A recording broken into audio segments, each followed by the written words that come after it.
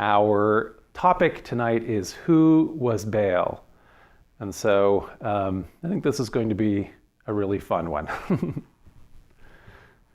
Let's start off by talking a bit about Theophoric names. So, a great favorite book of mine anyway is The Name of the Rose, and they made a really pretty amazing movie in the 80s that I saw fairly soon after it came out. And here Christian Slater is playing the Christian novice Adzo of Melk in the movie The Name of the Rose. The original meaning of the name Christian is believer in Christ, in the same way that if you're named Christopher, you may not realize it, but that means Christ bearer. And so since Christ, it's a title, but it's more or less used as a name of God in Christianity, these are what is known as Theophoric names or Theophoric names. And that literally means in Greek, a name that bears a god. And so there are plenty of other examples, for example, that are pagan derived names that we still use. So Marcus and Martin are both Theophoric names that means related to Mars, somebody who is of Mars, the god of war, the Roman god of war, the planet Mars. And that could mean that the person is warlike, that they're martial. So the Bible has plenty of Theophoric names, and so, for example, just a handful of the dozens and dozens that come from the name El, which is the name of a god, but it becomes a word that means God in a generic sense in ancient Hebrew and other Western Semitic languages. And so we can see the word El at the end of names, and means it's a theophoric name, but it's also sometimes at the beginning of a name. So for example, Daniel. So that means El is my judge, or El Elizabeth. My El is an oath. Emmanuel. El is with us. That's one of the Christmas songs, Emmanuel, God is with us, God with us. Israel struggles with El. Michael, who is like El? Nathaniel, a gift of El. Samuel, El heard. So we also have Theophoric names for Yahweh, which is the name of God in the Hebrew Bible. And so, again, there are dozens and dozens of these. I just picked out a couple. Hosea, Yahweh has grasp. Isaiah, Yahweh is salvation. Jeremiah, Yahweh will raise. Jonathan, Yahweh has given. So you can see, like in some of these, it's at the end, Isaiah, Yah, so that's Yahweh, and so forth. And sometimes it's at the beginning, like Yehoshua or Jonathan, is where those are. So it's at the beginning. So Yahweh has given. Joseph, Yahweh shall increase. Matthew is Mattheyahu, gift of God. And Jesus, which is Joshua or Yehoshua, Yahweh will save. We also, though, in the Bible have plenty of Theophoric names from Baal. And so one of these is Ishbaal. It's sometimes been changed, and the name has been altered to Ishbosheth so that they're not using the word Baal, but the original is Baal. Jerubbaal, Jezebel, and Mephibosheth. So these are meaning man of Baal. Baal contends. Where is Baal? From the mouth of Baal. And so although Jezebel is pretty famous as a villainess, and it's kind of portrayed as a foreign enemy, a foreign queen who has come and married the king of Israel and is an enemy of Yahweh, and therefore very appropriately has a theophoric name for Baal, since she is a devotee of worshiper of Baal. Ishbaal, nevertheless, is King Saul's son and successor. Mephibosheth is the son of Jonathan, the son of Saul, so grandson of Saul. David actually also has a son with a Baal Theophoric name. Jerubbaal is actually another name for the very heroic judge from the book of Judges, Gideon. And so at some point or other, they say that essentially they rename or they give it this as an alternate name, possibly because, again, the Deuteronomic historians are aware that these Baal names are contrary to their narrative that they want to be telling, because it implies that this hero of Israel is in fact, he or his parents at least, are worshipers of this great enemy of Yahweh, of Baal.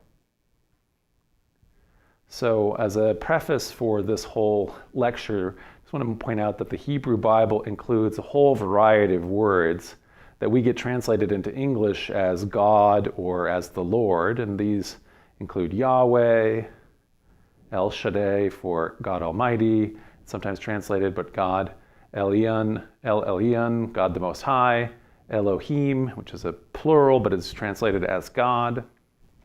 So normally when I'm doing these lectures, I will quote the Bible using the New Revised Standard Version, and I almost always get that digitally from BibleGateway.com. So this is my advertisement for them, since I use their service for free all the time.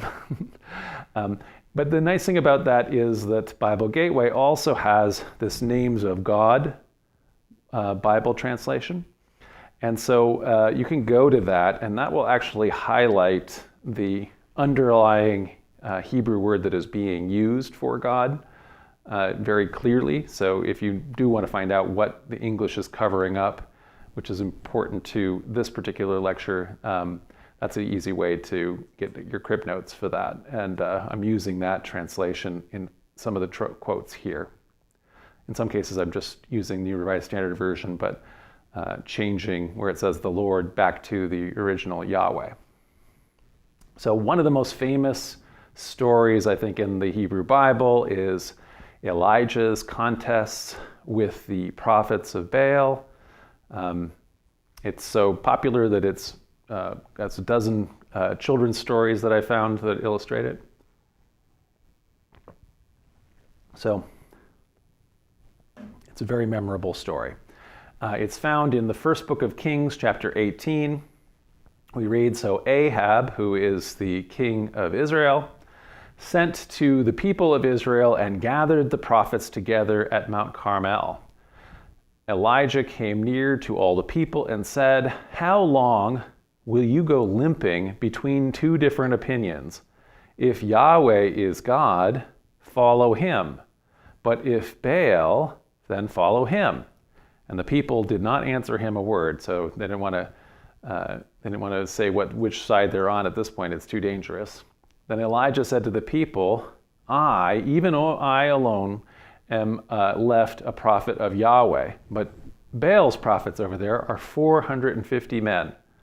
Let 2 bulls be given to us, and let them choose 1 bull for themselves, and cut it in pieces and lay it on the wood, and put no fire to it.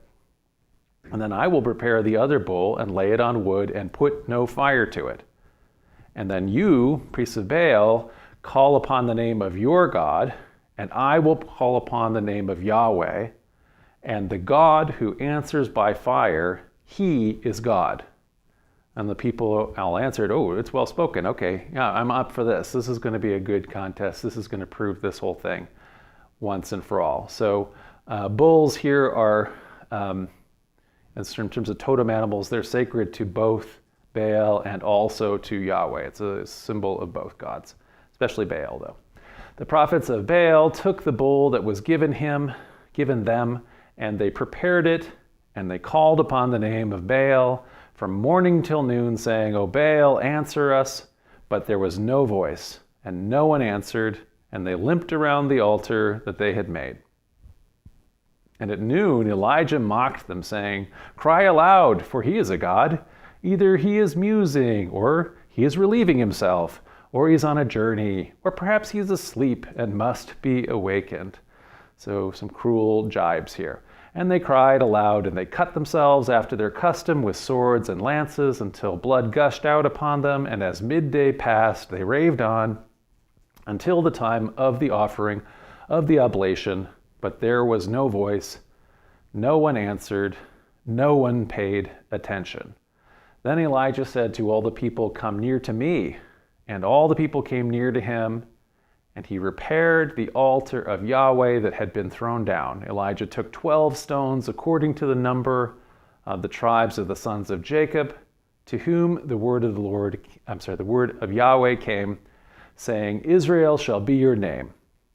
And with the stones he built an altar in the name of Yahweh, and he made a trench about the altar as great as would contain 2 seahs, about 15 liters of seed, and he put the wood in order to cut the bull in pieces, and he laid it on the wood. And then he said, "Fill 4 jars with water and pour it out on the burnt offering and on the wood." So he's just like, he's going to show way more. And this is not just going to start with dry stuff and wait for the fire to happen. He's going to show this is going to be totally soggy wood and cut up offering cattle here. Bull. And then he said, "Do it a second time." And they did it a second time. And he said, "Do it a third time." And they did it a third time. And the water ran all around the altar and filled the trench also with water. So, this is a badass prophet. And at the time of the offering of the oblation, Elijah the prophet came near and said, "O Yahweh, God of Abraham, Isaac, and Israel, let it be known this day that you are God in Israel, that I am your servant, and that I have done all these things at your word. Answer me, Yahweh, answer me, that this people may know that you, Yahweh, are God, and that you have turned their hearts back." Then the fire of Yahweh fell and consumed the burnt offering and the wood and the stones and the dust, and licked up the water that was in the trench. And when the people saw it, they fell on their faces and said, "Yahweh, he is God, Yahweh, he is God." And Elijah said to them, "Seize the prophets of Baal, let not one of them escape." And they seized them, and Elijah brought them down to the brook Kishon and slaughtered them there. So, and there's the thunderbolt the firebolt from heaven in the kids' story, although not pictured as the slaughter of all the priests of Baal, or at least I didn't find that in any of the kids' books. Elijah's name, we'll point out here, is a double theophany. So he has both an El name and a Yahweh name. And so El, La, Yah, that means my El, my God is Yahweh. And so he keeps on, this is the part of the whole story, he keeps on saying, Yahweh, he is God, Yahweh, he is God. So that means Yahweh, he is El. So, and it's essentially, Elijah's name is almost the slogan here for Yahwist Henotheism, which is to say, we are only going to worship one God. There's only our God, our El, is going to be Yahweh alone. Okay, so this story is clearly a polemic against Baal. So through a mythic supernatural intervention, Yahweh's power is contrasted with Baal's impotence. And this kind of story becomes precedent for Christians after they're in ascendance, so after Christianity becomes the state religion of the Roman Empire, and its successors, Christians in late antiquity and the Middle Ages, would go and topple statues of the old gods in shrines or cut down sacred trees in order to show the local, what are now called pagan peoples, the people who are still revering the old gods, hey, if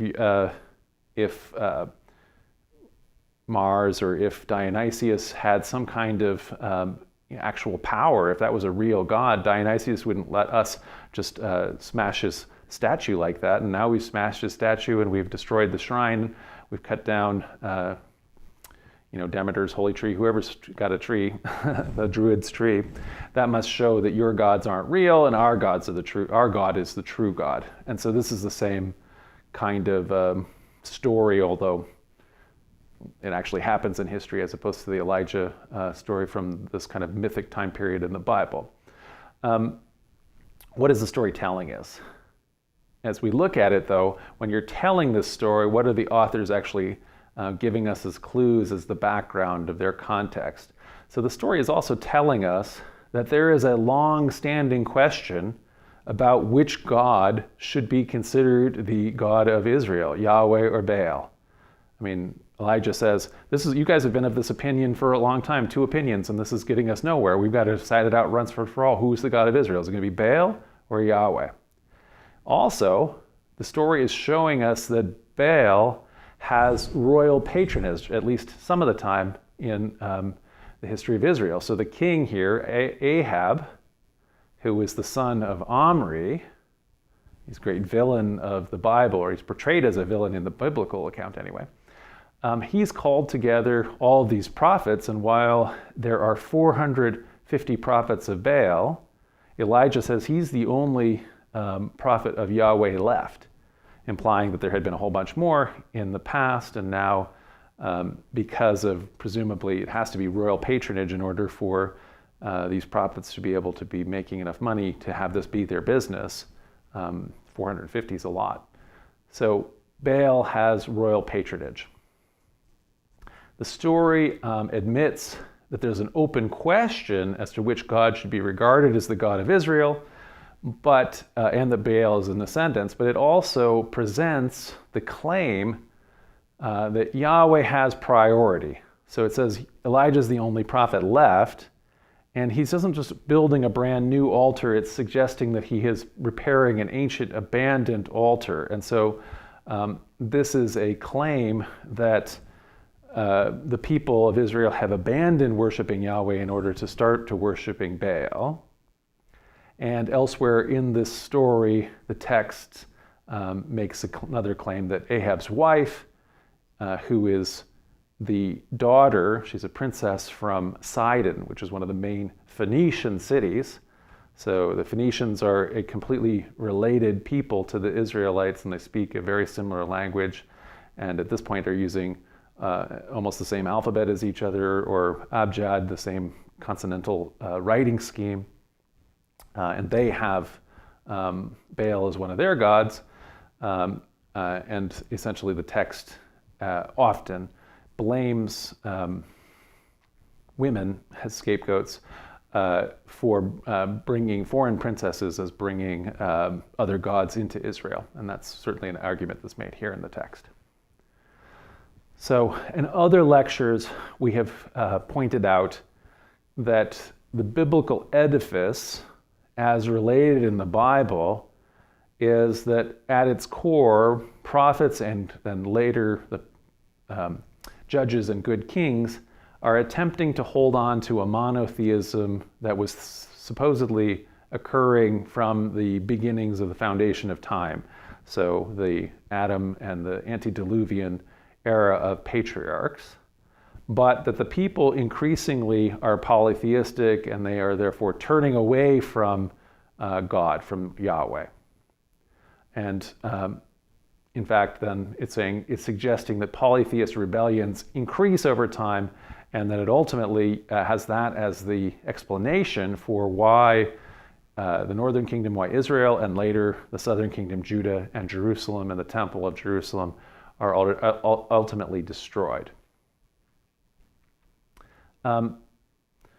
However, that has not proved to be the case. And so through centuries of study of the biblical text, of understanding the history behind the Bible, of doing textual criticism, literary criticism of the biblical sources, studying the archaeology, and also the surrounding historical record of the peoples outside of the Bible, what we actually find out is that throughout the entire period, up until the destruction of Israel, nearly all of the Israelites were polytheist in the sense that they worship more than one God, and that in fact Henotheism is an introduction, it's the new thing. First, Yahweh comes in as a new God, and then the idea of paring down the pantheon and ultimately merging everything together so that you worship only one of the gods, Yahweh.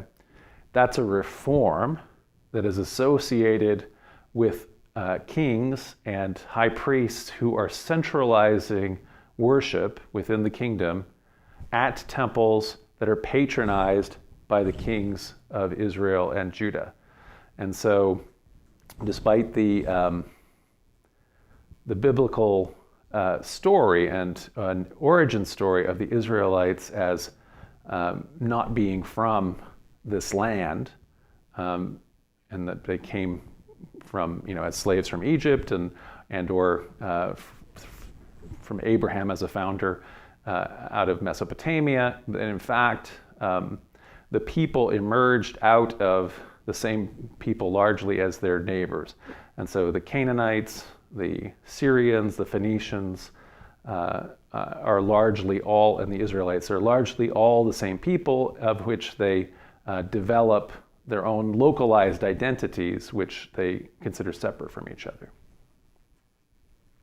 So, read literally then, the Bible presents a pyramid that is upside down to actual Israelite history, and it's hard for those of us who have come to Israelite history through the lens of the Bible to see it that way. So we have to adjust our lenses to understand and get at the history, and then so that we can actually understand the Bible in its context.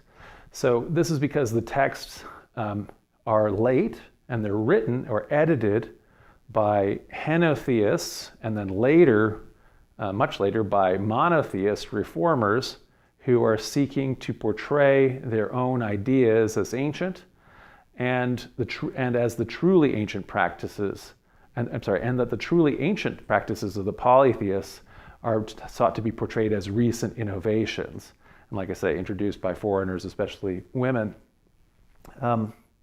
So when I'm saying henotheist here, this is the idea, that's an understanding that while there are many gods, we are to worship just the one God.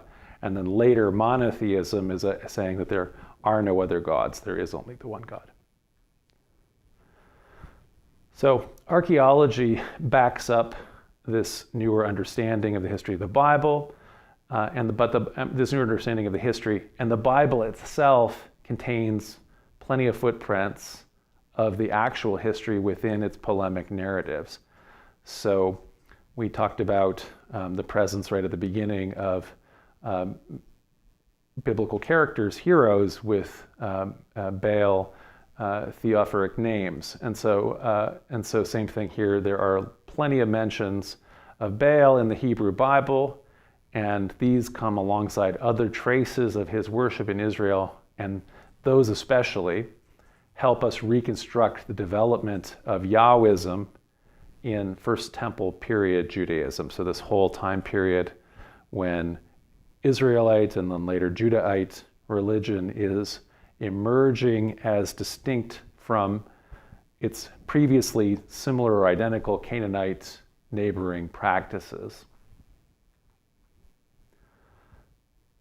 So we make the case a lot of times here, or make the point that if we're going to understand the historical context of any ancient text, the real context is not when the characters are supposedly living and when they are set.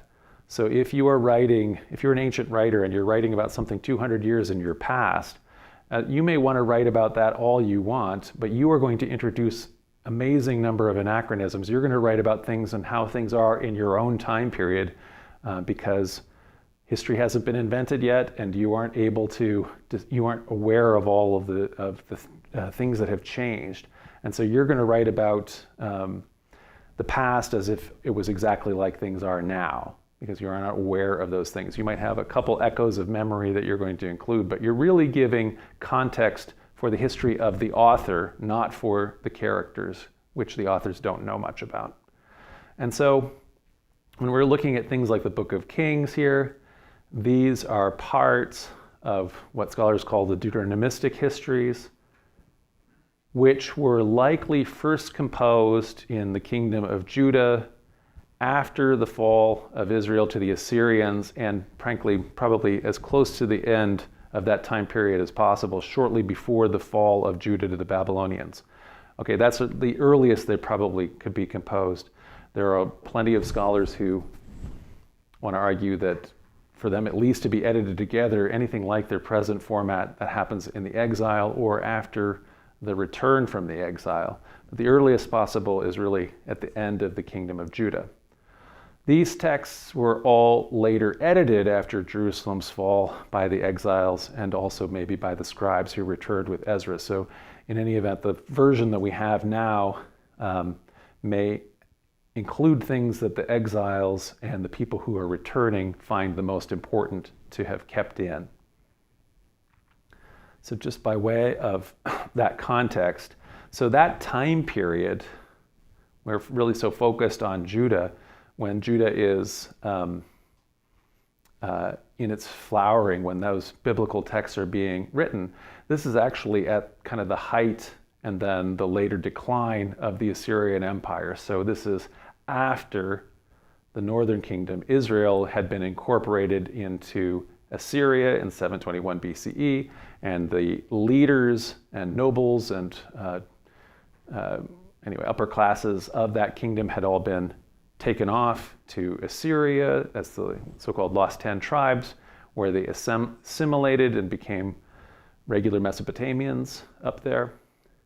And so you can kind of see anyway that this is all within taking place within the shadow of this kind of first really vast Middle Eastern empire. And so although the maps tend to emphasize the independence of the kingdom of Judah from the destruction of Israel by Assyria, Judah became effectively a client kingdom of Assyria. There were time periods when Judah was actually at war with the Assyrians and was asserting a kind of independence, but generally speaking, they were under siege when that was happening. When that wasn't happening, they were within the Assyrian economic sphere, which actually caused lots and lots of prosperity. And so Judah prospered in the 7th century BCE, and Jerusalem, which during the time period when the kingdom of Israel was around, it was a pretty small little hill town of no significance. It now finally develops as an urban center, as its quasi-independent, its autonomous Davidic kings, especially welcome exiles from the destroyed northern kingdom and create this court that is able to produce a bunch of literature that includes the origins of the Bible. So although it's written in a time when Judah is important, the story of Elijah that I read at the beginning here is set at a time when Jerusalem was still a hill town and Judah was a minor neighbor of Israel, maybe just a tributary of Israel. Excuse me. So to connect with their Davidic patrons, the kings of Jerusalem, the authors, who included priests and other exiles from the north, who brought with them northern traditions, and including the northern tradition of Yahwism, they're the ones that created the myth of the united kingdom of Israel, the myth that in fact Jerusalem had been the center of a grand united kingdom of Israel before the northern kingdom broke away from Judah. So this idea of the kingdom under David and Solomon, which is really important biblically, but does not seem to have existed historically because it doesn't backed up in the archaeology. So we'll look at this just by way of a general context so that we can see kind of this timeline for Israel, Judah, and the Bible creation as we're going here from 1200 BC, BCE, till we get to 400. And there's this whole big range of composition for the Hebrew Bible. The beginning of that is this period that we've talked about as so important of the Bronze Age collapse. When the Hittite Empire falls, this is the time period for the Trojan War, the Mycenaeans, the Minoans collapse, the Philistines as the Sea Peoples invade the Egyptians, and later are settled in Canaan, in Philistia, in what it gives its name, becomes Palestine. And like I say, there's a general collapse. We have in the biblical idea in this kind of dark age, set in that kind of shadowed time, is this idea of Saul and David and Solomon, a united monarchy, literarily at least. Then what really happens is a strong state emerges in the north under King Omri, the father of Ahab, that king in the story, with Elijah and the priests of Baal. That's when Elijah is active, but that is not when the Elijah story is written. The Elijah story is written at the earliest, down here when Jeremiah is active 2 centuries later. Between these periods of time when writing DTR1 and DTR2, those are potentially writing time periods possibly for when the book of Deuteronomy, its first draft, or the Deuteronomic history, its first draft, and a second later updated draft is written. Not the book of Deuteronomy, the Deuteronomic history. And so you can see then the kingdom of Judah existing on after Israel is destroyed, and that's where its flowering occurs under Hezekiah, Manasseh, Josiah.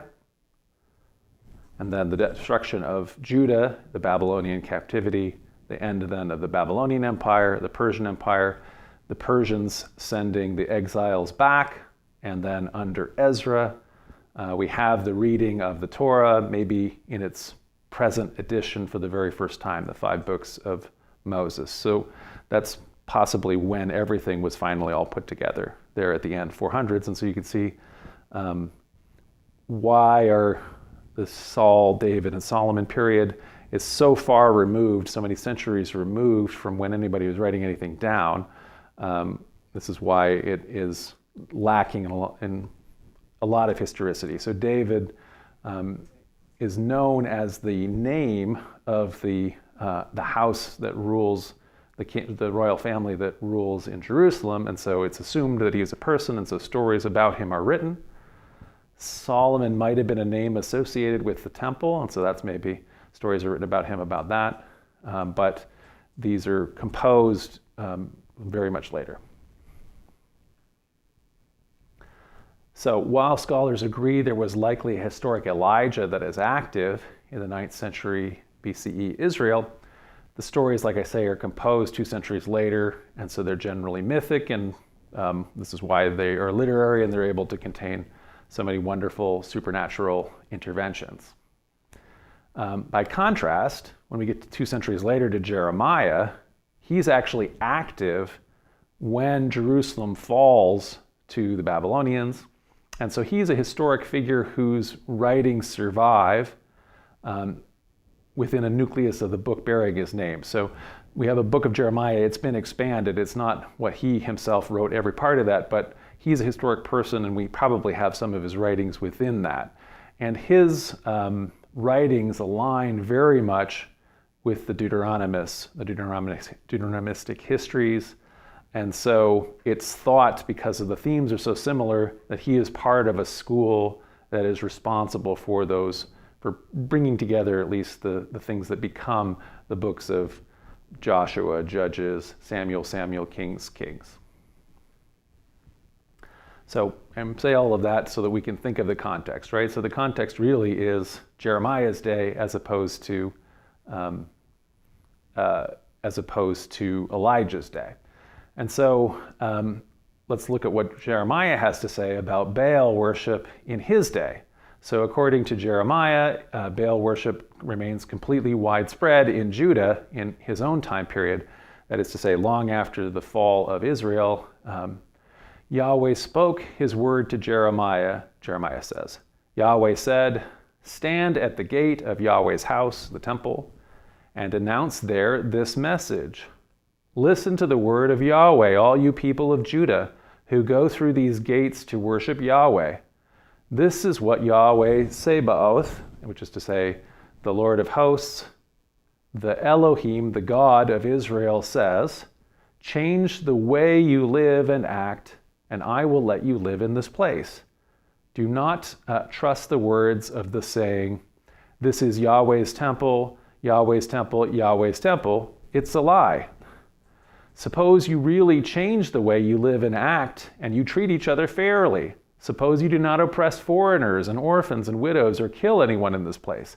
And suppose you do not follow other gods that lead you to your destruction. So keep the commandments, but especially here, don't worship other gods. Then I will let you live in this place, in the land that I gave permanently to your ancestors long ago. You are trusting in the words of a saying. It's a lie that cannot help you. So Yahweh here through Jeremiah is saying, this is not an unconditional covenant that you guys have made. You have to obey these commandments, otherwise the covenant that you get to stay here is not going to be kept. You steal, murder, commit adultery, lie when you take oaths, burn incense as an offering to Baal, and run after other gods that you do not know. Then you stand in my presence in the house that is called by my name. You think that you're safe to do all these disgusting things. The house that is called by my name has become a gathering place for thieves. I have seen what you are doing, declares Yahweh. So the Judahites are worshiping Baal just as the Israelites in Samaria had done, and Yahweh warns Jeremiah that Judah will be destroyed the same way Israel was if Baal worship does not cease. So he says, I will force you out of my sight as I forced out all of your relatives, all of Ephraim's descendants. So Ephraim here is the leading tribe of the northern kingdom, the leading tribe of Israel. And so that's is more or less saying, I destroyed Israel because of this, I'm going to destroy Judah as well. So Henotheist reformers, including the Deuteronomists, so the people who are writing Kings, and also Jeremiah here, who has the same themes as the Deuteronomists, they see Yahweh only worship as a covenant, and a covenant that is in fact not unconditional. It's a very conditional covenant. So when Judah is breaking it by continuing to be polytheist, Jeremiah explains, Yahweh said to me, conspiracy exists among the people of Judah and among those who live in Jerusalem. They've gone back to the evil ways of their ancestors and refused to obey my words. They are following other gods and worshiping them. The nation of Israel and Judah have rejected the promise I made to their ancestors. So there's a result that's going to happen with this. So as with Elijah's mythic contest, Jeremiah predicts that Baal will not rescue Judah from the Babylonians. This is what Yahweh says, Jeremiah says. I'm going to bring a disaster on them that they can't escape. Although they will cry out to me, I won't listen to them. Then the cities of Judah and all those who live in Jerusalem will cry to the gods to whom they've been sacrificing. But these gods will never rescue them when they're in trouble. Judah, you have set up as many gods as you have cities. You have set up many altars in Jerusalem to sacrifice to Baal. You have as many altars there as there are streets in Jerusalem. So you've been praying to all those guys, so pray to them for help, just like the priests of Baal did when they wanted their altar to be licked with the fire. But here's the difference between what the present day Jeremiah that is seeing and the story that the Deuteronomists are writing about. In this case, Yahweh also isn't going to save the people from the Babylonians. So he says, Jeremiah, don't pray for these people. Don't cry or pray for them. I won't listen when they call to me for help in times of trouble. What right do these people I love have to be in my house when they do so many devious things? Yahweh, Sebaoth, has pronounced disaster on you. This is because of evil things that Israel and Judah have done. They have made him furious by burning incense as an offering to Baal. So the context really is this Baal worship is still very central to Judah, as it had been in Israel, because again, this is Jeremiah complaining about it in his present day. And again, the story of Elijah is being written contemporaneously to Jeremiah. So this is a problem that they're seeing as a contemporary issue. So a couple generations before Jeremiah, there was a king, Hezekiah of Judah, And he's really the guy who brought about kind of the early Yahwist reforms in Judah. So Hezekiah is a king who successfully resisted the Assyrian siege of Jerusalem in 701 BC. And he's an early patron of Yahwist reforms and has the goal of centralizing worship by destroying what's called the high places all around his kingdom. And so previously, in all the past, the Levites, the priestly class in Judah, had local shrines up in the hilltops where they would offer sacrifices to Yahweh, but also to the other gods in the Israelite pantheon. And now Hezekiah is going around and smashing all of those. No longer anybody allowed to sacrifice anywhere else. We're now only going to offer sacrifices at the central temple that is directly controlled by the king and his high priest partner. So among things that he destroyed, Hezekiah went so far as to destroy the Nehushtan. And so this is a bronze serpent, which had become kind of a pagan cult statue thing. It's a rival cult object. But this object was believed by the people at the time. Hezekiah, in destroying it, believed that Moses had actually created it. And so this is an actual relic of Moses. And it does there's a story about it in the Torah, in the Pentateuch, that may not have existed yet, but anyway, that is still remembered from this time.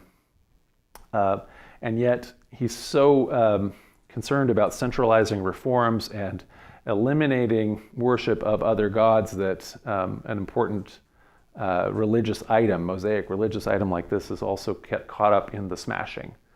It's also because they are trying to create a religion that is iconoclastic. It doesn't have pictures, so God isn't to be pictured anymore. And so having these symbols and animal symbols like this, like a snake, are also something that they're probably trying to get rid of. This Nehushtan is a symbol of a snake wrapped around a pole. And so this is a symbol of healing, and it's used in a healing story, and it is similar to the staff of Asclepius in Greek mythology. It is not the same as the caduceus, which is two snakes with wings. The two snakes with wings is actually, the caduceus is actually a thing that Mercury runs around with, and it's about commerce. But because it looks similar and it looks a little cooler because it's got two snakes and wings, that became adopted.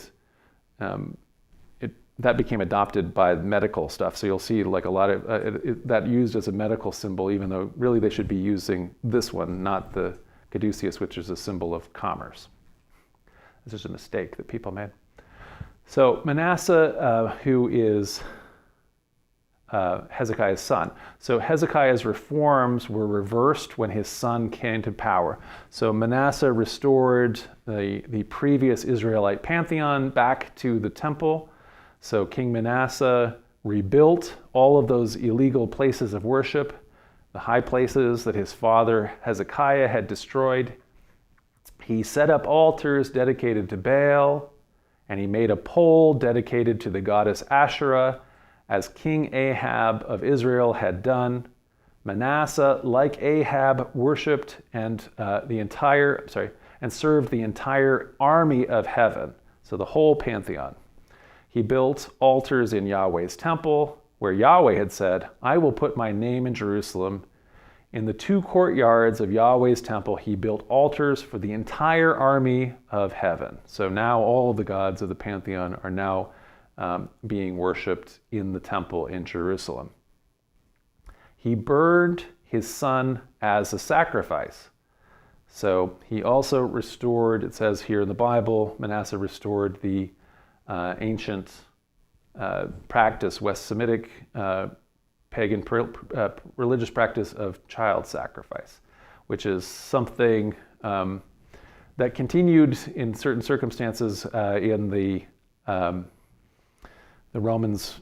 We're talking, used as a polemic against the Carthaginians who were also Phoenicians or Punic colonists, so from the same Canaanite, Punic, West Semitic culture, that they would sacrifice their children, and that was, firstborn.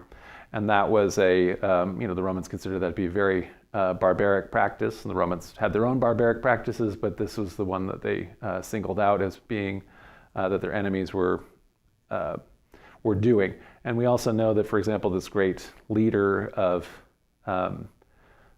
Carthage, Hannibal, you can just see right there the Theophoric name, right? So Baal, right? So that's where that continues as Baal worship.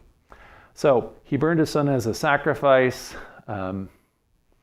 We've talked about before how actually the Isaac story, the Abraham-Isaac myth, is a substitution story where they're saying, yes, in the past we have sacrificed the firstborn of every womb, but now we don't need to do that. Stop, everybody. The religious reform here is stop doing that. We can instead have a substitute. We can use a young ram to do that. And indeed, the Passover story itself is also referencing this. So the firstborn is being killed by the destroying angel, everybody who hasn't sacrificed their firstborn. But if you take ram's blood and you put it over your door, that shows that you've done a substitute.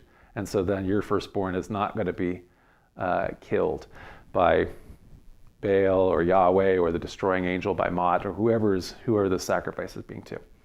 So he's restored that, though, Manasseh. He consulted fortune tellers. He cast evil spells. He appointed royal mediums and psychics. He did many things that made Yahweh furious. Manasseh had an idol of Asherah made. Then he set it up in his temple, where Yahweh had said to David and his son Solomon, I have chosen this temple and Jerusalem from all the tribes of Israel. So Manasseh overturns his father's reforms. He restores the traditional pantheon to the temple and the various polytheistic practices, which the reformers saw as abrogating the covenant with Yahweh. The Deuteronomists believed that Yahweh would punish Judah for reverting to polytheism, and thus, if they were correct, if that was a true thesis or theodicy, then King Manasseh really ought to have been chastened somehow by God, or frankly even killed by foreign enemies. That's certainly what always happens in the literary component of the Deuteronomistic history. So Israel forgets God and they start worshiping some other god, and then God brings the Moabites in, and the Moabites conquer them for a while, or the Philistines come in and conquer them. There's a big empire right here, Assyria, that could easily conquer Manasseh to remind everybody that actually you should go back to worshiping Yahweh. That does not happen, though.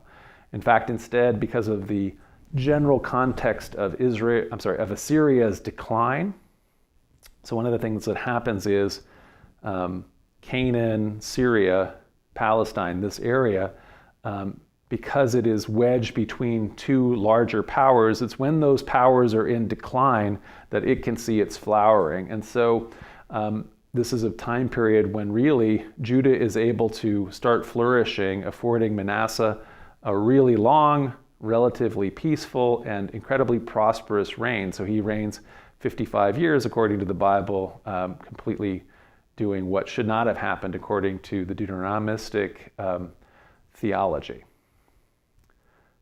So Manasseh's son and successor, King Amon, is assassinated very early in his reign, and that presented an opportunity for another reversal of policy when Ammon's son Josiah assumed the throne as a minor, according to the Bible, an 8-year-old. And during his reign, during Josiah's reign, we'll see Hezekiah's reforms are reinstated and redoubled. And it is this time, Josiah's reign, that's when the prophet Jeremiah began to be active. And so he continues on after Josiah, and he actually continues to be an active prophet after the destruction of Jerusalem. But this is Jeremiah's immediate context. So this is why we come back to Josiah so often. And indeed, the Deuteronomistic history praises Josiah above all other kings, and it's good reason for that is maybe because the very first draft of this thing is written during his reign. So according to 2 Kings 22, in the 18th year of Josiah's reign, in other words, after he has achieved his majority, the chief priest of the temple, Hilkiah, sent him news. And so we read there, the chief priest Hilkiah told the scribe Shaphan, it's hard to say that, Shaphan, I have found the book of Moses' teachings in Yahweh's temple. So this previously lost, we'll say in quotes, book here is then read to the king, which causes him to have an immediate shift in policy. So when the king heard what the book of teachings has said, he tore his clothes in distress. So many scholars have proposed that the book that Hilkiah found here is Deuteronomy. And Deuteronomy may have been composed in its earliest form around this time. It probably does not predate this at all. And so probably here the idea is that Hilkiah and his school are composing this book. Regardless of when it arose, the book hadn't been read before or seen before by the kings, and it is used to justify Josiah's Yahwist reforms. So in 2 Kings chapter 23, we read, Then the king ordered the chief priest Hilkiah, the priest who served under Hilkiah, and the doorkeepers to take out of Yahweh's temple all of the utensils that had been made for Baal, Asherah, and the entire army of heaven. So now we're getting rid of the pantheon again. Josiah burned the utensils outside Jerusalem in an open field near the Kidron brook. Then he carried their ashes to Bethel. Josiah got rid of the pagan priests, whom the kings of Judah had appointed to sacrifice at the illegal places of worship in the cities of Judah and all around Jerusalem. They had been sacrificing to Baal, to the sun god, to the moon god, to the zodiac, and the entire army of heaven. He took the pole dedicated to the goddess Asherah from the temple to the Kidron Valley outside Jerusalem. He burned it in the Kidron Valley, ground it to dust, and he threw its ashes on the tombs of the common people. He tore down the houses of the male temple prostitutes who were in Yahweh's temple, where the women did weaving for Asherah. So there is a lot of, that's a lot of paganism going on in the temple precinct all the way up until Josiah.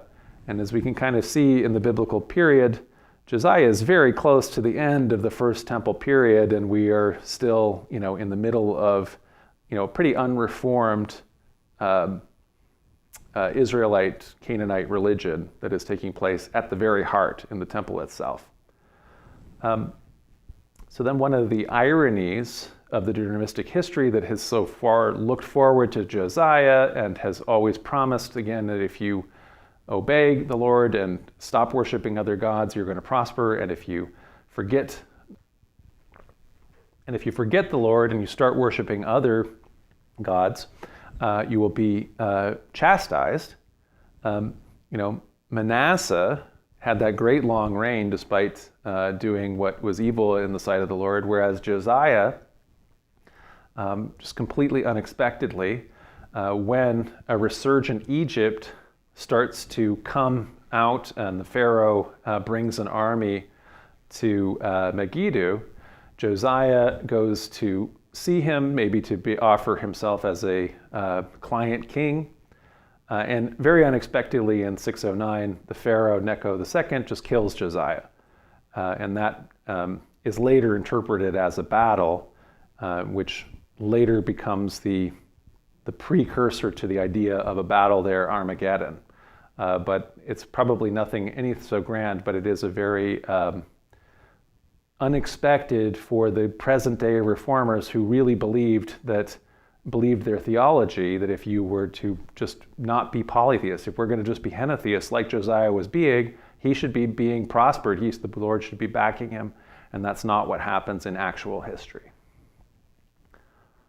Okay, so from this really partial survey, we can see that Baal worship was very widespread in Israel and Judah, often enjoying royal patronage, really up until the end of the First Temple period of Judaism. And we've also caught glimpses of a broader pantheon of gods, so the entire army of heaven, as is being referred to here.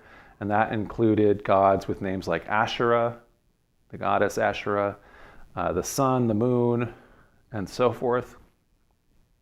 So that kind of brings us to the topic. We've been dancing around a little bit, and we want to do a more deep dive into who was this great rival of Yahweh, who is Baal, who Jeremiah and the Deuteronomists are complaining many people think should be the God of Israel. So first off, there is more than one Baal. So in ancient Northwest Semitic languages, so all of these Syrio-Palestine, Canaan, Israel area here, Phoenicia area, Baal is a title, and it means Lord, means owner.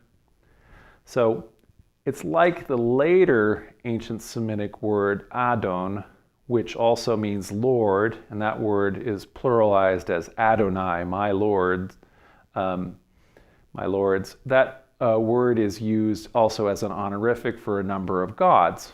And in some cases, it becomes the theonym, or the name of a god in particular. So for example, Adonis. So the Greek god Adonis, who the Greeks really did understand, had come from this Canaan area, from Syria. This name itself is a loan word from this word Adon, which means Lord, Adonai. So we got to find out more about Baal because we have come upon another source of a lot of literature from Western Semitic, the Western Semitic region.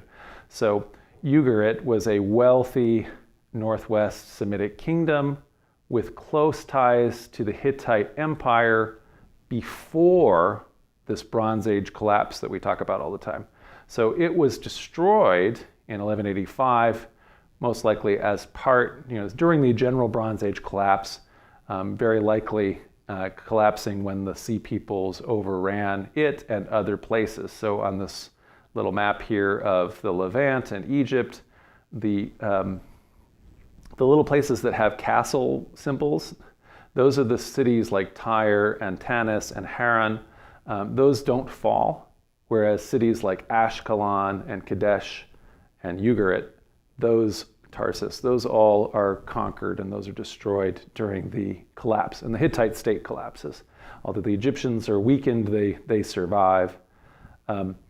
So it's a fortuitous collapse, not for the people of Ugarit at the time, but for history, because all of their texts, which were written on clay tablets, some 1,500 texts, survive. And because nobody ever rebuilt Ugarit after it was destroyed, it just stayed there buried. And it was only in 1928, when it was dug up, that all of these texts, these tablets, clay tablets, were discovered. And that gives us a very rare glimpse into ancient Northwest Semitic religion.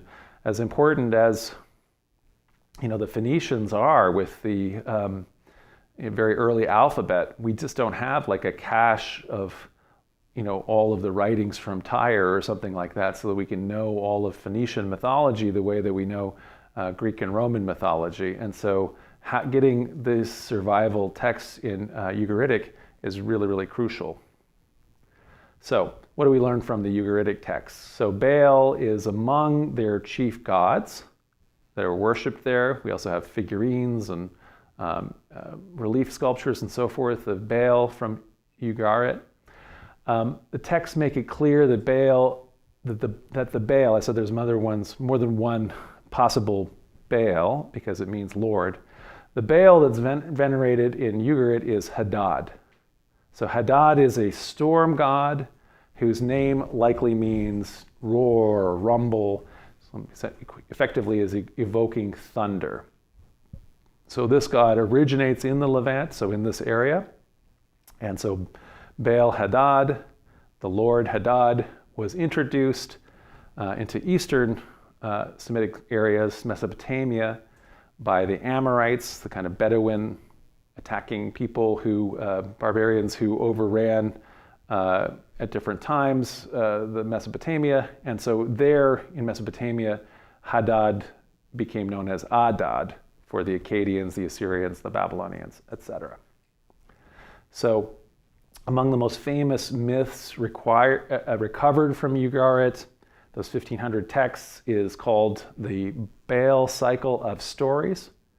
So in the pantheon, while El is their supreme god, who's essentially representing kind of the heavens,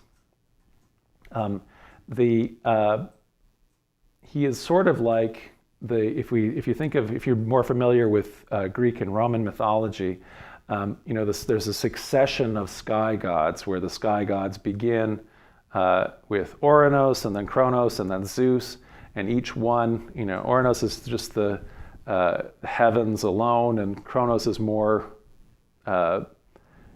each one is like more present among people until you get to Zeus, a young, active storm god who is much more active in people's lives than just the distant heavens. And so in that same way, El is more distant and removed, and Baal is going to be a much closer at hand storm god. And so it's sort of a equivalence there between when Baal is overthrowing El, it's sort of like Zeus overthrowing Kronos, if you know those stories.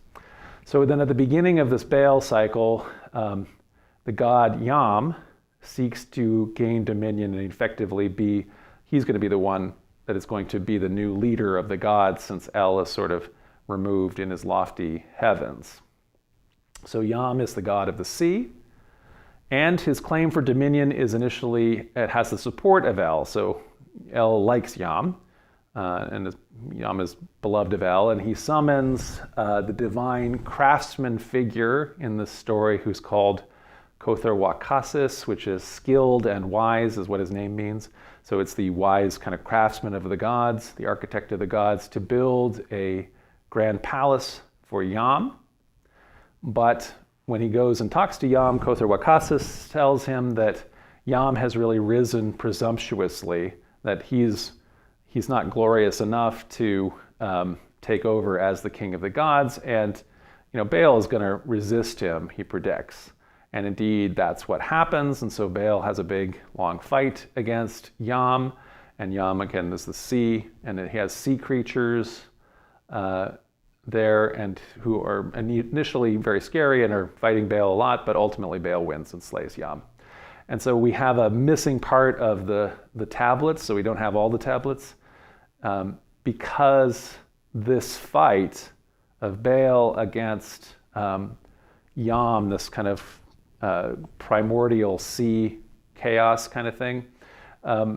That's very similar to other Middle Eastern, other Semitic mythic stories, like, for example, Marduk, who slays Tiamat, the Babylonian personification of the sea, as part of the Babylonian creation story. And so a lot of scholars speculate here that what we would have here now is Baal having a creation story for this earth out of kind of the carcass of Yam, out of the waters of chaos. So now that Baal has defeated the person who was the god who was going to take dominion, Anat, his very close ally, maybe his sister, the exact relationship isn't clear. Anat, the goddess of hunting, and Athirat, as it's called in the Ugaritic, but is also in other West Semitic iterations, is Asherah, who we've already heard of. So Asherah, who is the wife of El, they together persuade El to allow the divine craftsman to build a palace for Baal, which he does, and he uses the aid of fire, kind of like Prometheus. This is an important power in civilization, and it takes a 7-day kind of cosmic period to build this palace for Baal. Baal then has the divine architect, Kother Wakasis, install a window in his palace's roof, And that window allows him to open and close the heavens, giving Baal control over the rain and thus fertility of the land.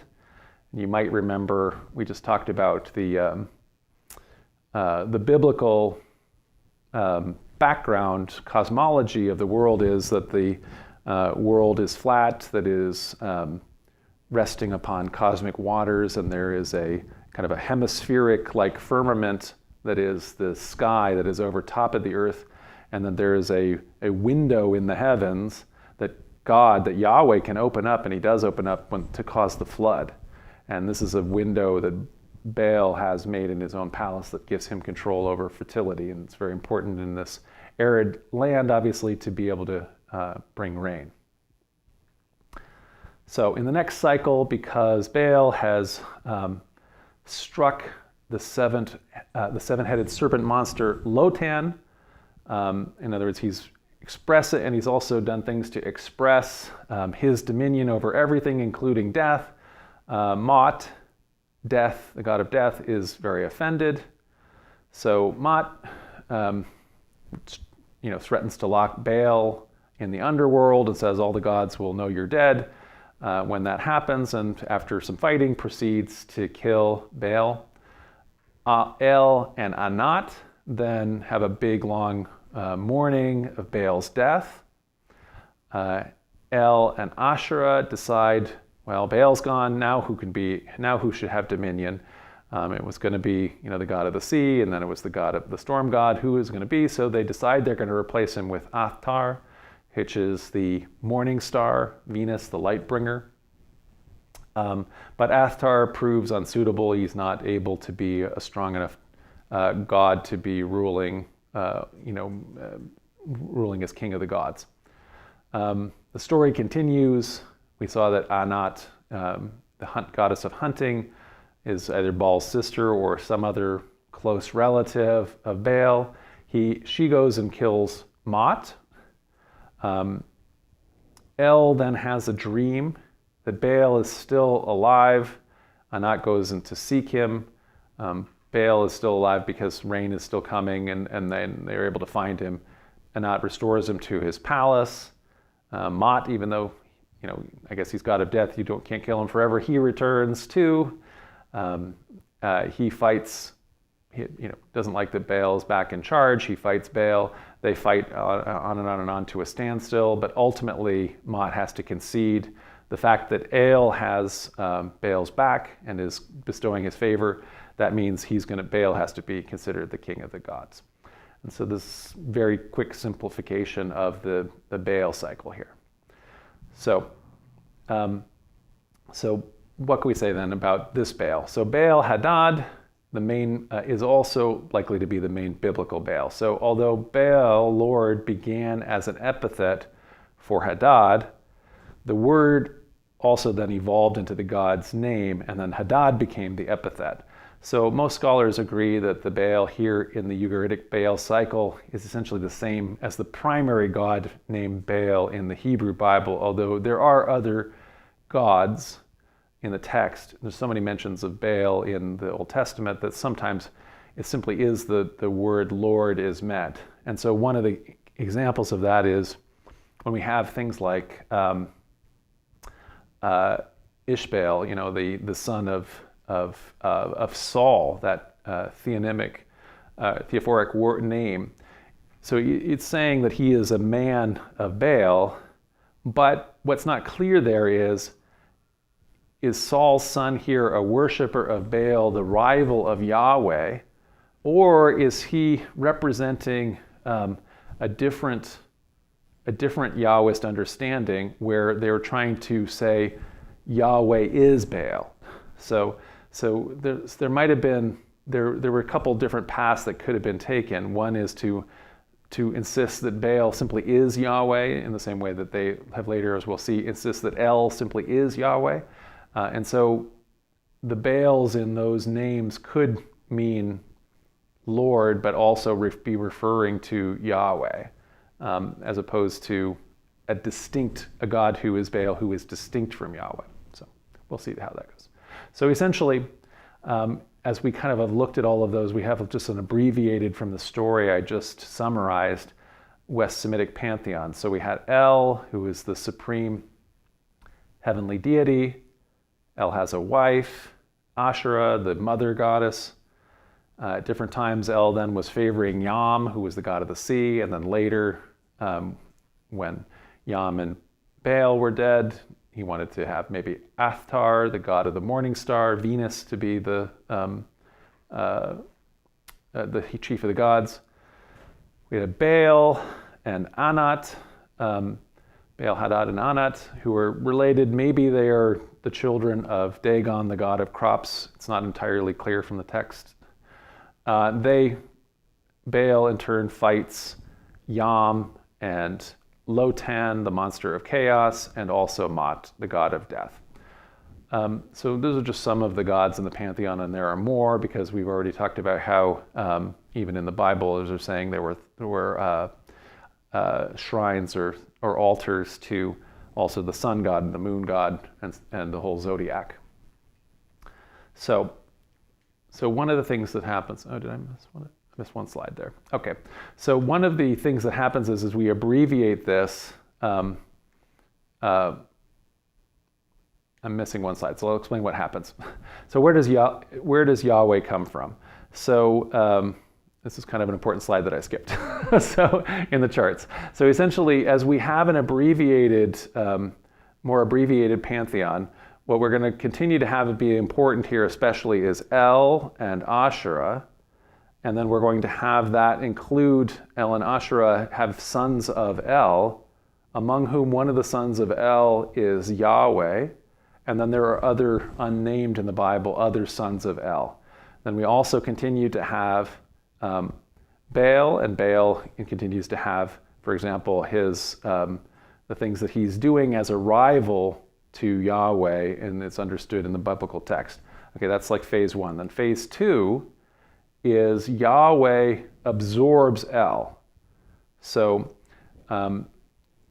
Asherah, who had been El's consort, now becomes, and maybe Yahweh's mother, now becomes Yahweh's consort. And so there's a bunch of phrases in the Bible where it talks about Yahweh and his Asherah. And then there are sons of El that are still remembered here and mentioned here. And so Yahweh, who is now El, is the leader of a heavenly court, lesser gods who are the sons of El. And now in this stage, Baal is largely seen as a rival. And so it shouldn't be the God of Israel for at least the Yahwists, as far as the Yahwists are concerned. The people who are Baalists maybe are saying, no, we can have both side by side, or maybe, Baal should be the God of Israel. And so Yahwists, anyway, paint Baal as a rival to Yahweh's dominion. And so then in the next phase, then Yahweh also absorbs Asherah, as Yahweh becomes now the more removed cosmic God in whose image, whose divine image, both male and female are created. Yahweh at this time also takes on all of Baal's roles. So even though Baal is not Yahweh, and indeed Baals are not gods at all in this final understanding of the Yahwists, they're just merely idols. Now everything that Baal did, like fight the Leviathan, that's something that Yahweh did. And meanwhile, the sons of El, which had been gods, they're no longer gods. Now they are understood to be angels of Yahweh. And so that's sort of the stage of the progression of Yahwism from kind of polytheism, Henotheism, and ultimately monotheism in the First Temple period. All right, and so that is my overall glimpse on who was Baal. The whole development of Yahweh and who was Yahweh, where did Yahweh come from, that's a future lecture. That's a really also complicated thing, and we'll talk about that, but I thought we'd start with this, but give you a window into that sequel at the end. Okay, let me get a glass of water while Leandro is giving me the questions.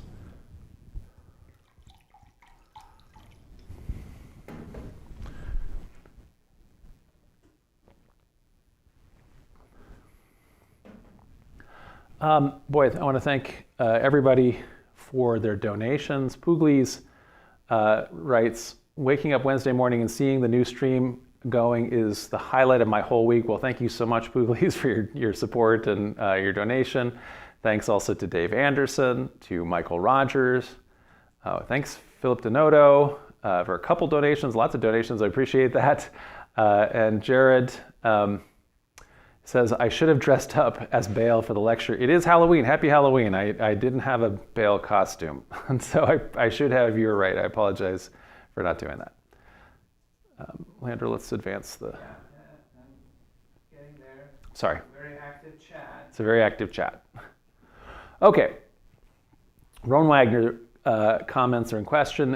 One of the commandments says something like, I am God, thou shalt not have any other gods before me. Doesn't that imply that the Israelites worship multiple gods at the same time? So they're not supposed to, because it says, I am God and you're not have any other gods before me. What it's saying is that they believe in multiple gods. And so this is not a, this is from the Ten Commandments, from Deuteronomy. I am the Lord thy God that shall not have any other gods before me. That means that we're not to a monotheist understanding of God yet.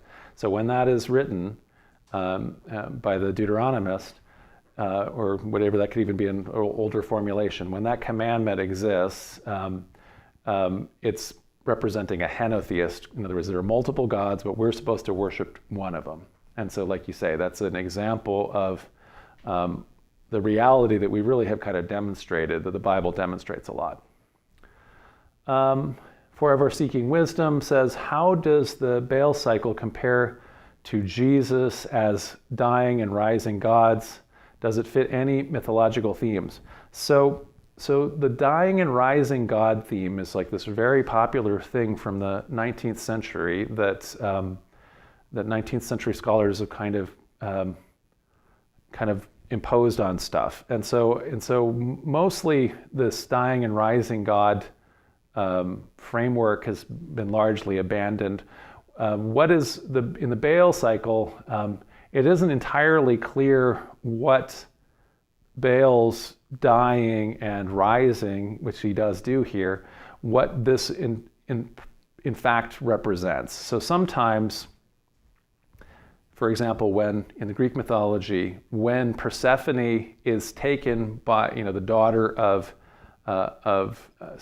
Ceres, of Demeter, who is this fertility god that is creating all of this, when creating the flourishing of the earth, when her daughter is taken to the underworld by Hades, by Zeus's brother, and brought into the world of death, then Demeter, in her grief, causes all the plants to die, and then that's why plants die in winter. This is an etiological myth to explain that. And then because of a deal that Hades made with Zeus and Demeter, when the spring comes, Persephone gets to come back with her mother. It makes her mother happy, and so the plants all come again.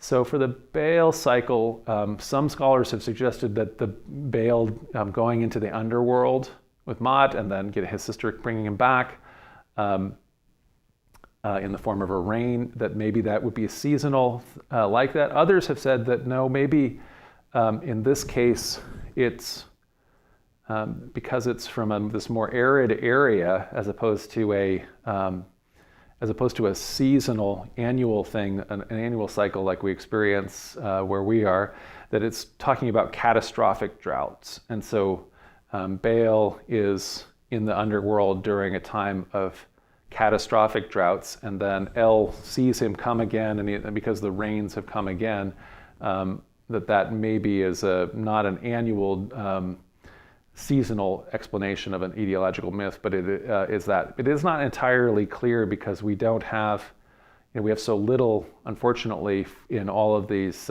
West Semitic mythology in contrast to what we have for the Greeks. Donnie Lee Gringo, writing from Brazil, says, what connections, if any, are there between Eden's snake and the Mosaic snake on a pole?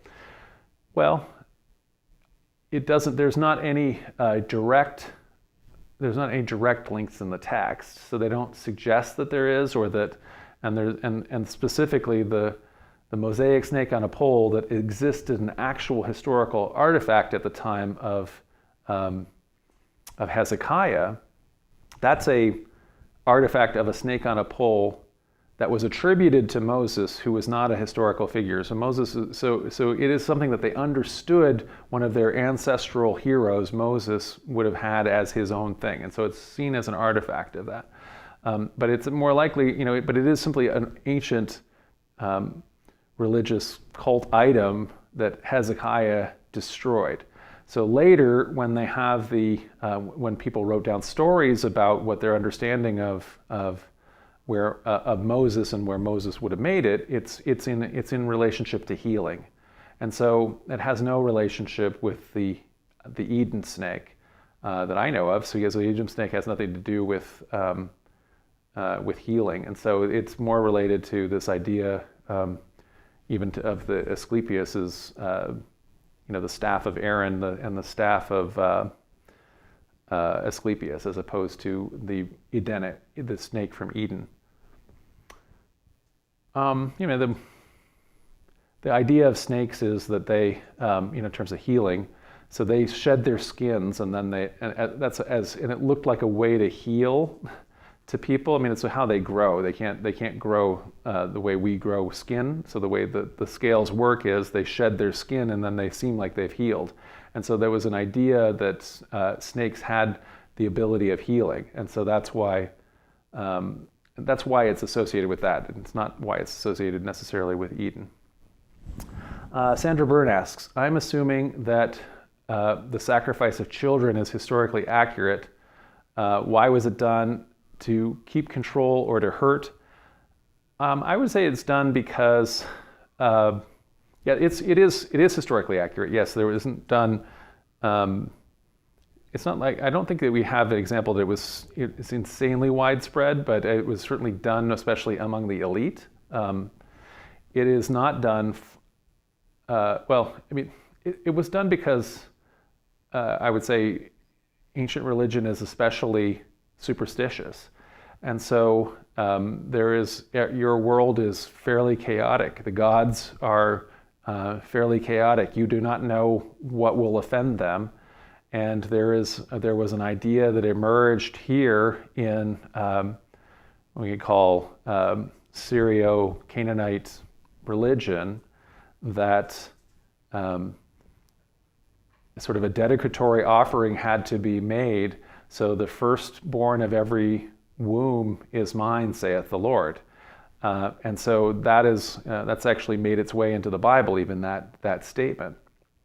And so there was an understanding if you didn't do that, you would be punished. So paganism, polytheism is largely about all kinds of ritual things that you have to do to make sure that you can not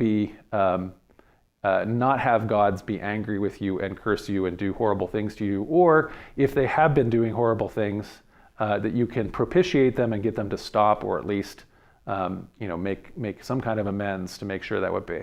And so it's just an understanding of ancient religion. And so this is one of the things that people often think that religion is always bad. Actually, the Israelite religion that is having a reform that is saying, no, you don't have to kill children anymore. Now we can do a sacrifice of a ram or something like that, an animal sacrifice. Okay, you may not want to do animal sacrifices. You think that today you might think that's a terrible thing.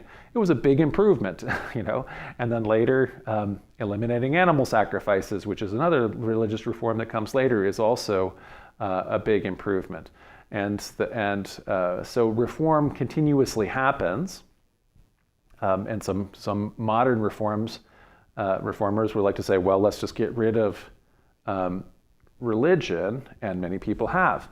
But the problem with that is that they are only really getting rid of organized religion. People immediately are just as religious as before in the sense of the things that they believe, and when they don't have a forum for exploring it, then they fall into all kinds of other things, like they read books about manifesting, or and they start to believe in manifesting, or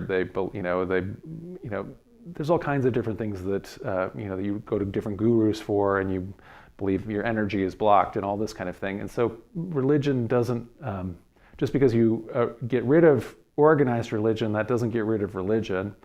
And instead, actually, what I think we need, or this is my personal belief, is that we need rational, organized religions so that we can help people as a people try to understand things that are healthy and that make sense and that are workable and that are true, as opposed to things that aren't. And so when we have traditions that are horrific like this, those should be abolished, like they did in this historic time period.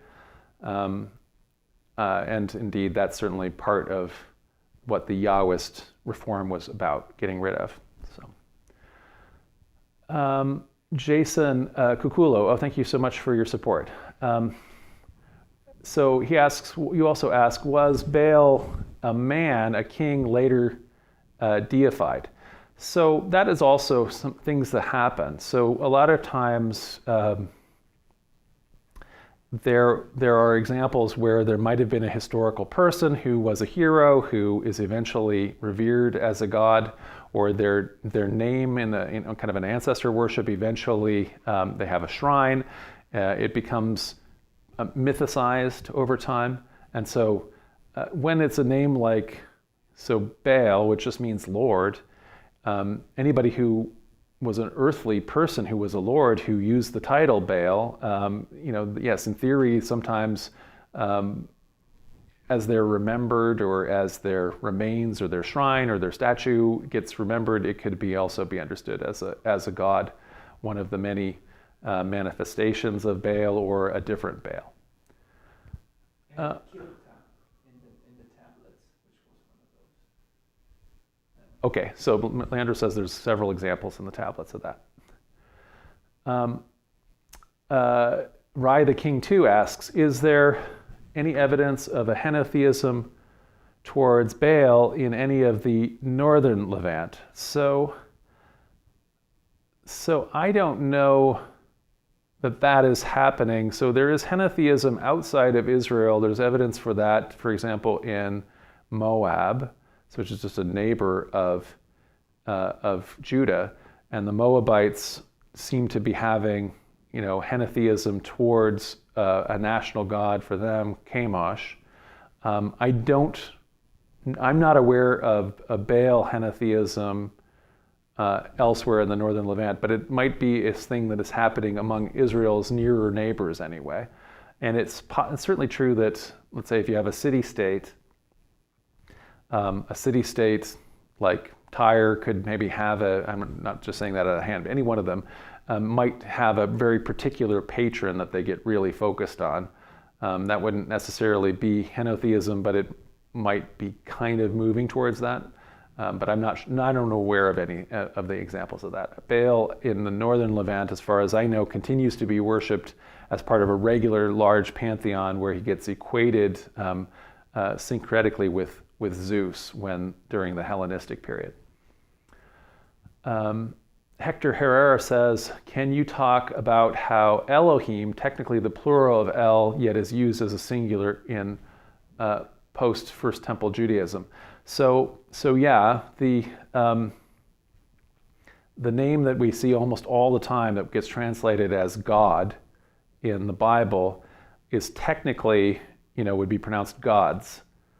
And there is also a plural, and so there's another bunch of different ways that this can be described. So it can be described essentially as how God is getting more cosmic, is effectively having a divine we, like we talk about the royal we, that it is our pleasure that you come to us and so forth.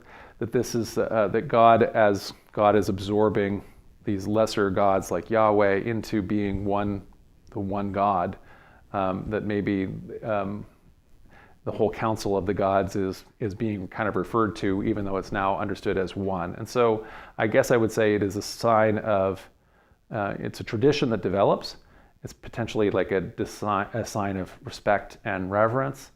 It isn't a sign that that the Israelites are believing, the Second Temple Jews are believing that there's a whole bunch of gods, plural. They're using it to mean one God, even though the word is plural. Rain Weber says, when in Genesis God kicked out Adam and Eve, he put a cherubim to guard the garden lest they eat also of the tree of life and become like us. Would Baal have been considered one of us at that time? So Yahweh here in that story, which is from the Yahwist source of the book of Genesis, when Yahweh is talking about that, the other gods are these other sons of El that are part of the court who are going unnamed. And so he's talking to the other gods that are getting reduced, ultimately going to get reduced to angels. And so Baal could have been, but probably isn't anymore. It could have been one of the sons of God, one of the sons of El, like Yahweh. But so it's hard to decide because there's, I think, a couple different roads that could have been taken. So one road is that Baal is collapsing into Yahweh, and so and Yahweh is saying they'll become like us. Yahweh is Baal, and so Baal wouldn't be one of the other people. Or if Baal is a rival, then maybe he's not being referred to as that, but he's a different god. So I guess I wouldn't necessarily. It's hard to say since we're more or less speculating because it's not mentioned in the text directly what is meant there. But I would say the sons of El are meant there, the heavenly host. Eric Taylor says, was worshiping Baal sort of like praying to St. Peter for modern Christians? No, it's not, because Baal is a god, and you could have been he's vying in the Baal cycle to be the supreme god. So Baal, like praying to Baal is like praying to Yahweh, or it's like praying to Zeus. Praying to St. Peter is like praying to any one of the sons of El. Essentially, it's like praying to an angel. So if you can pray to Michael, who is not a human. Michael is an angel, and so it's a different creation. We're going to have a whole lecture on what angels are, and so you can pray to Michael, and that's fairly similar to praying to St. Peter. You're essentially asking somebody that's up there in the heavenly court to put in a good word for you with God. Michelangelo says, why is Michael phrased as a question? Oh, is it meant as an attack to non-believers or doubt? Since Michael is an archangel, why isn't the name sort of equivalent as nobody is like El? So I was just repeating like this out of an etymological dictionary. And so it may be, every time I've seen these etymological meanings for these names, they are a reconstruction. And so the scholar is making an argument of what it's posing.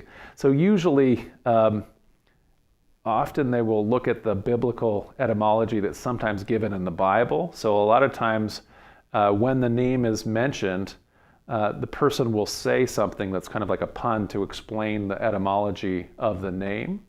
And so a lot of times people give preference to that, but I don't actually think that that's necessarily a great practice. It makes it, at least what that is understand what the compiler of the text, how they understand the name at the time it's written.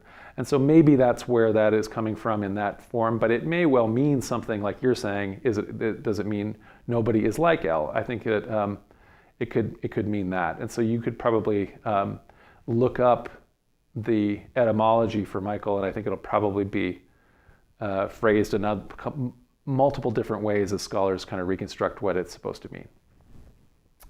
Andre B. Moray says, can John make a connection between ancient and modern paganism / superstition why does that confusion of stories and explanations work even to this day?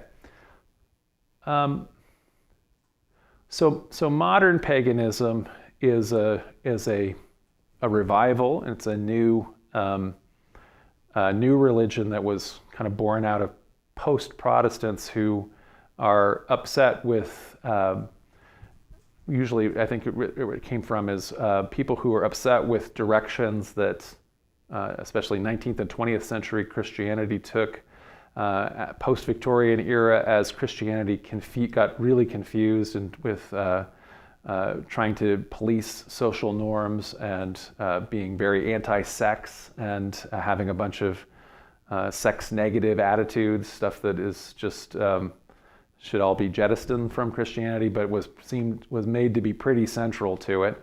And so I think people believed that ancient paganism was free of a lot of that because some of the early expressions of ancient paganism is much more body focused and bodily and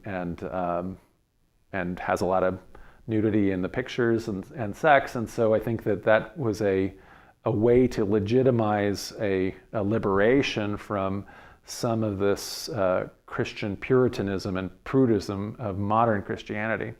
And so it's a reasonable reaction to that. But it isn't particularly, I don't think it's particularly borne out in what ancient paganism was like, which is extremely ritualistic. It is kind of like this fear-based worldview. It is, there's not as, they may not have been as upset about nudity and sex in different variants of it, but they're upset about lots of other things that if you were to revive it, really, we would be appalled by, and you don't even have to get to the child sacrifice that we saw here listed, and that the Carthaginian pagans were still doing. To even get there, it's all kinds of stuff that the Romans were even doing. If we read about, we've done lectures on how paganism is actually lived. In terms of superstition has been with us the entire time. So animists, pagans, Christians and Jews and Muslims, and post-Christian agnostics and atheists can all be superstitious. So superstitious is something that exists inside and outside of all of the religions. And so I define superstition as effectively like things like believing that different kinds of ritual magic or magic physical magic is going to happen in the world. So believing that you can do Jedi mind tricks with the Force and that kind of a thing. There are believing in luck, believing crossing your fingers, believing in sympathetic magic. All those kind of things are what I would lump into superstition, and unfortunately that it exists inside Christianity a lot in the present day. Lots of superstitious Christians. There's lots of superstitious post-religious people in the modern world. So yes, why does that confusion of stories and explanations work even to this day? I'm not sure entirely what you mean. So I would just say that the reason why we have a bunch of supernatural stuff happening in ancient literary stories, like when Elijah calls down the fire of God, it's because, again, those are literary creations written after the fact. The people in the ancient world didn't have a understanding of the difference of causation, and they didn't really have any difference between natural causes and things that we would define as supernatural, because causation wasn't understood largely by them. Let's see. I really don't know. Thank you for your donation. And also you ask, can you suggest any books, videos, lectures, etc., that go into historical detail of the other gods mentioned in the Bible? So actually, Leandro, we had a big bibliography for this. Can you look up some of those so that we can just put them into the links? Because I got a stack of books for this, and I don't remember what they're all called. They've got long titles. So there are a bunch of books. I don't have other videos and lectures, but we definitely have a stack of books. In the lecture, before God was God. Yeah, we have another lecture, Before God Was God, in our own queue. Polytheism in the Bible. And we have a lecture called Polytheism in the Bible. And we're going to come back to this topic in the new year and get some updated lectures on it. Leon asks, is there a lexicological connection between the El name in the Bible and the Baal name? Maybe that it's Baal. And no, I think that that's not the case. So it's a different source. Michelangelo says, did any biblical prophet make a correct, real prediction, not a retroactive prediction like Daniel's statue, or did all predictions fail like Josiah's reign? So the real prophecy is actually not about making true predictions. So I'm going to tell you, they literally they want to have that be the case. So when people are writing about literary prophets who who lived 200 years ago, who make correct predictions of your time, and they do it correct because you know what happened in your own past. They are making a kind of prophecy that is assuring you of our place in the world in this day, but obviously that is not a prediction of the future. So a real contemporary prophet who is speaking to his own time period or her own time period, they really shouldn't be saying, I know for a fact that this will happen in the future, because the future is not written. So the correct thing that I think prophets should be doing, and good prophets are doing, is saying, if we, for example, don't address all of the issues that are causing the human-made climate crisis, if we do not get carbon emissions under control, if we do not deal with the population crisis, all those kind of things, the degradation of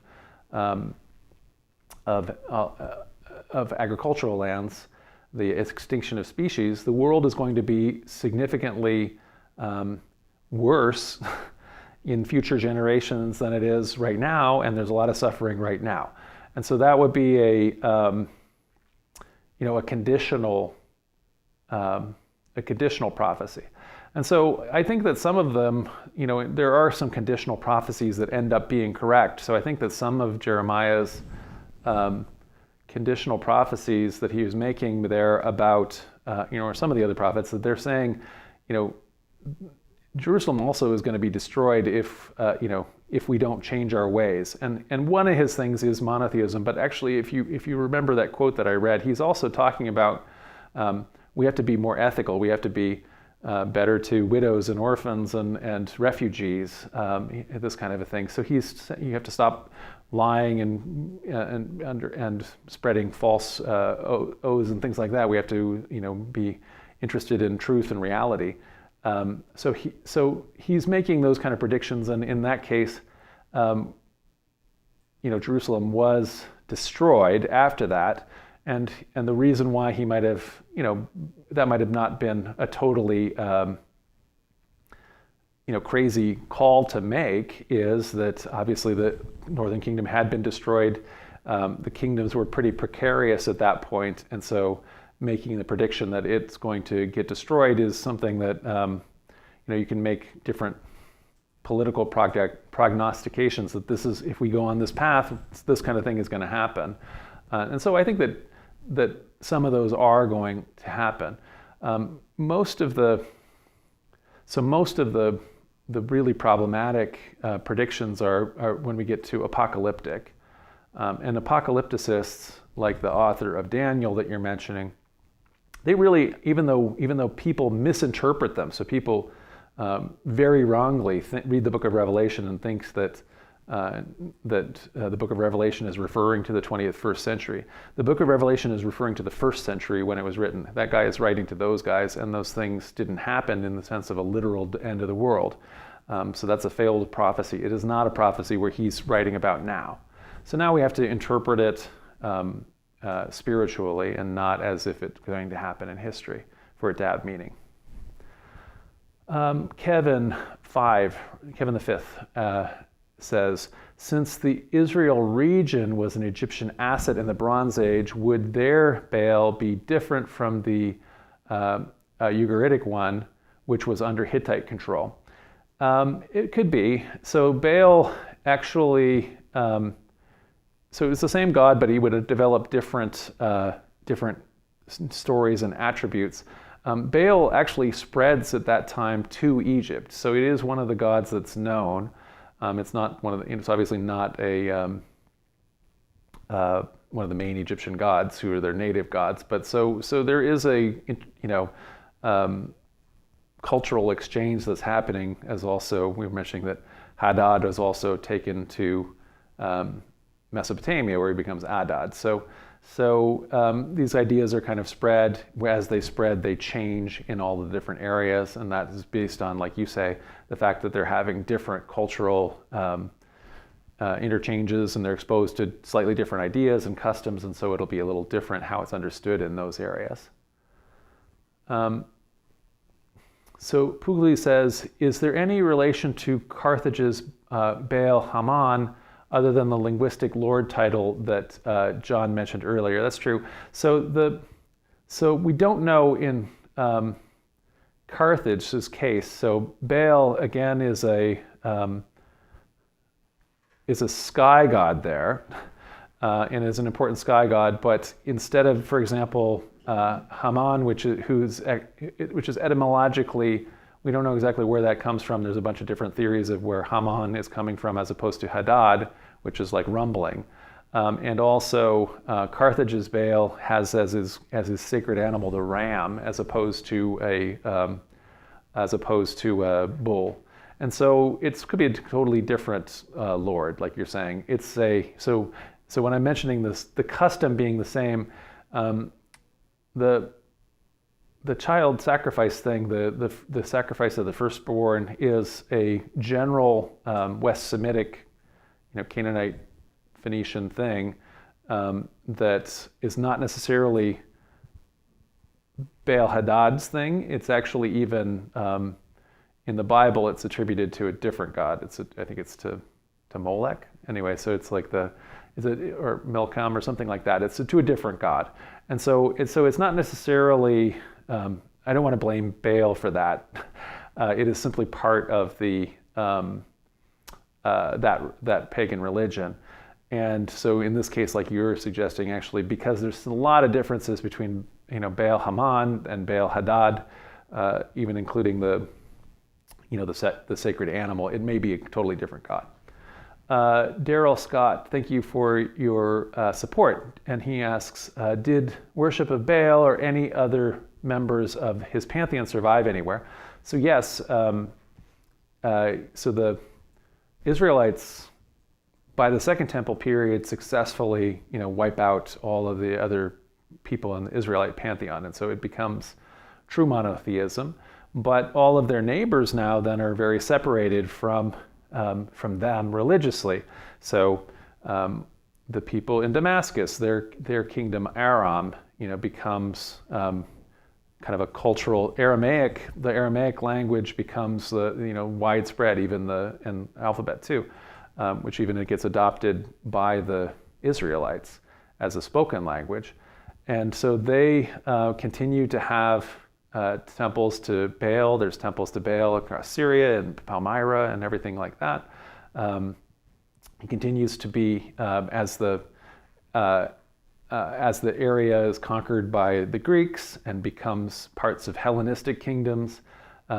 Greek syncretism kicks in, and so people in those areas continue to worship Baal, but they associate him with Zeus. And so now he's Zeus and Jupiter and Baal, but he continues to be known as Baal in the in the cities of the east. And so that continues on until the Romans become converted to Christianity. It becomes a state religion, and the monks in the Eastern Roman Empire at a certain point start knocking over all the shrines, like I was saying they do, like that Elijah battle, and they say, well, why isn't Baal stopping us from kicking over this statue? I guess he's not God. I guess God, the God of the Christians, the God of the East Roman Empire here, the Roman Empire is God, Christ.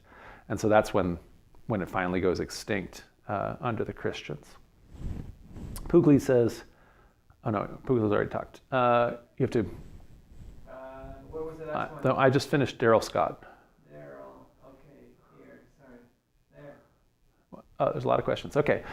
Jonathan McFarland, thank you for your support. You ask, are there any Bible passages that may originate from Semitic gods other than Yahweh? Like where you're saying, thus saith the Lord, and they speak.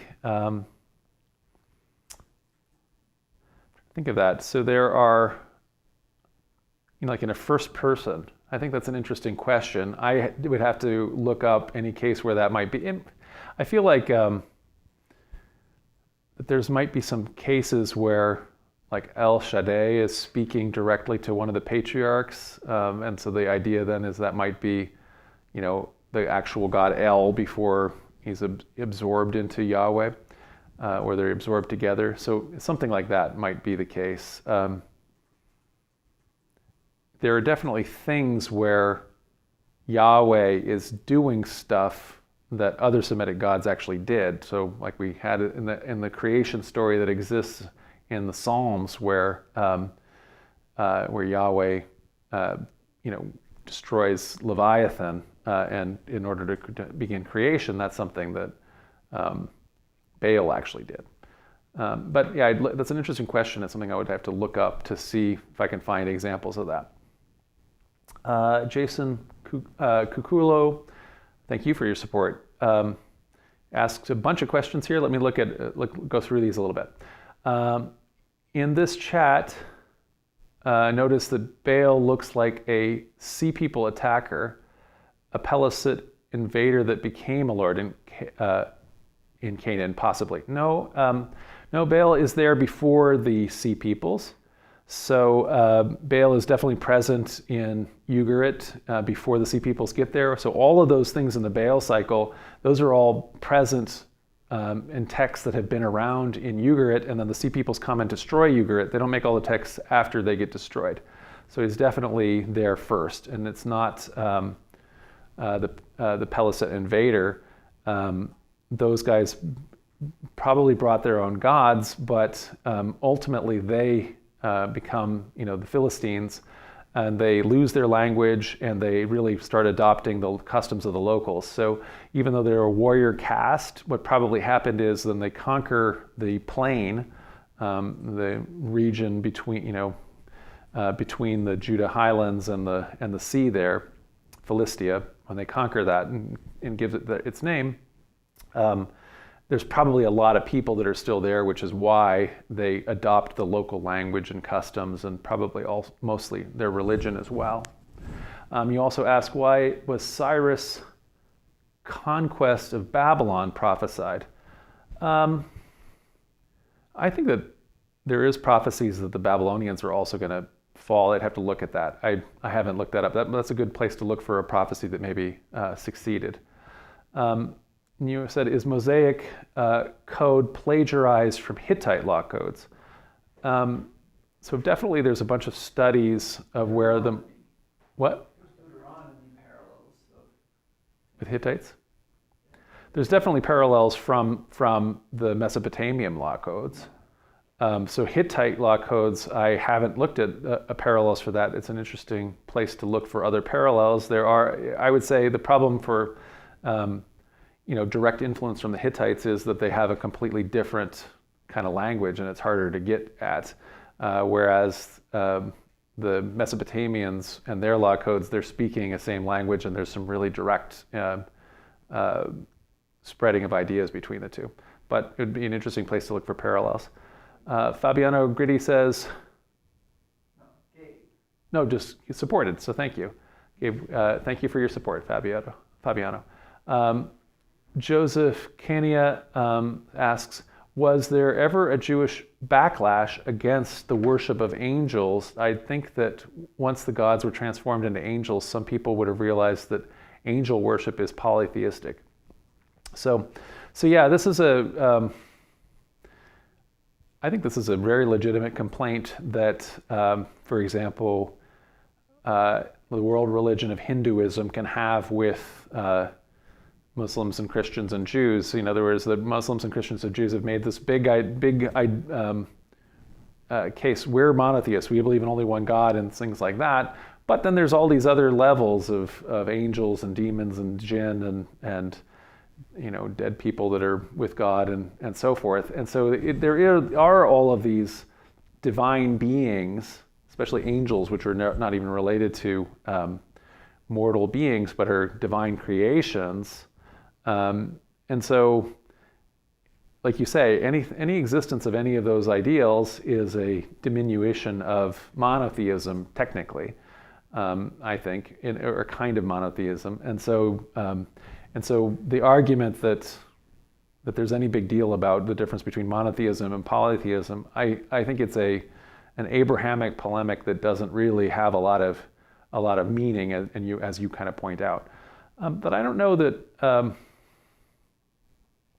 I don't know how much Jewish backlash against it is, because the transformation of the sons of God into angels is at the first layer of Jewish holy text, so at Torah level, right?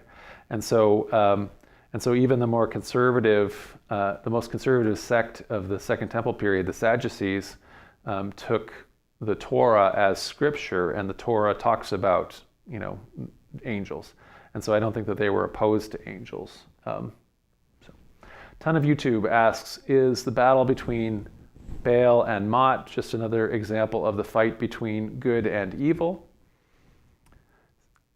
Well, it can be, but I don't think so. I think that these earlier ones are as less representing the fight between good and evil, and it is more between order and chaos. And that's the same kind of thing that's happening in the in the Greek myths, right? So there's the Olympians fight against the Titans that are essentially monstrous, that are representing chaos, and so I think that that's the precursor between the more ethical thing that occurs later in the axial age, when we start to get the world religions, when people are more worried about good and evil, as opposed to the polytheist concerns about order and chaos. So I just want to remind everybody, we have our upcoming lecture is actually happening on Sunday. So this Sunday, as opposed to Tuesday. And this is a special lecture, and I hope you'll listen to it. It's called The Past, Present, and Future of the Prophetic Monarchy in the Latter-day Saint Tradition. And so it is me as a historian talking about present day in my own immediate context, and also me as a historian actually making predictions, but also being an activist historian trying to change history. And so we'll see. It should be interesting. And then we'll continue with our regular Tuesday lectures, not next week, but the next, on November 14th, with the problem of universals. Thanks so much.